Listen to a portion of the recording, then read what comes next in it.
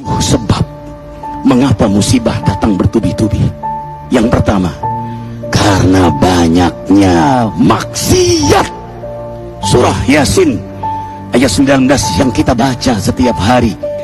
Kemalangan terjadi, musibah terjadi, malapetaka terjadi karena dosa keterlaluan kalian kepada Allah. Yang kedua, karena banyaknya orang berbuat zalim. Dengarkan surah Qasas ayat 59.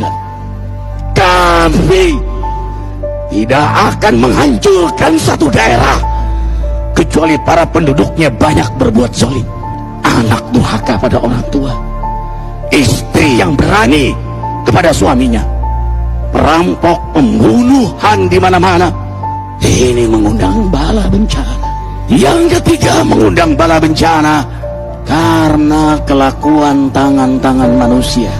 Rum 41. Telah tampak kerusakan di daratan dan lautan karena tangan-tangan jahil manusia, agar mereka merasakan akibat perbuatan mereka. Sebagian mereka merasakan akibat perbuatan mereka, agar mereka kembali kepada Allah. Yang keempat, bencana terjadi karena para tokoh melakukan kemaksiatan dan kezaliman.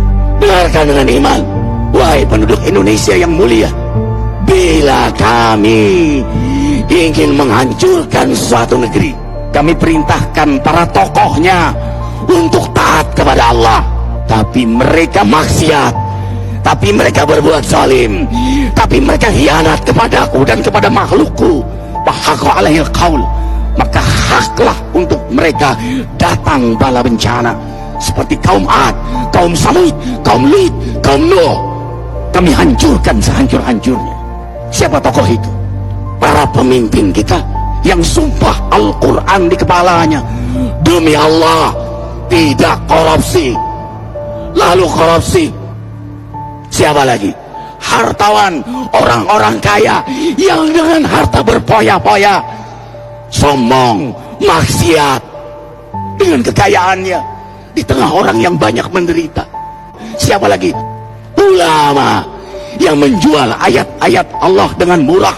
Subhanallah. Yang kelima, mengapa bala bencana terjadi? Karena orang-orang soleh, orang-orang baik diam melihat kemaksiatan dan kemungkaran. Surah Al-Anfal ayat 25. Takutlah kalian dengan musibah yang tidak hanya menimpa orang yang maksiat, orang yang berbuat zalim, tapi juga kalian orang-orang soleh. Maka masa bodoh dengan kemaksiatan bukanlah sikap seorang mukmin. Amar ma'ruf nahi munkar adalah amal cerdas. Yang keenam, justru karena rahmat Allah, karena peringatan yang Allah hadirkan agar hadir mahkamah kesadaran kita. Ikhwah, dengarkan dengan iman surah Al-Baqarah ayat 155, 156, 157.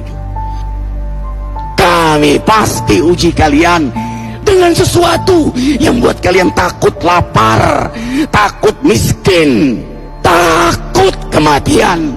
Tapi kabarkan berita gembira bagi hamba Allah yang sabar dari semua ujiannya, yang mereka berkata, sesungguhnya kami milik Allah dan sungguhnya kami akan kembali kepada Allah.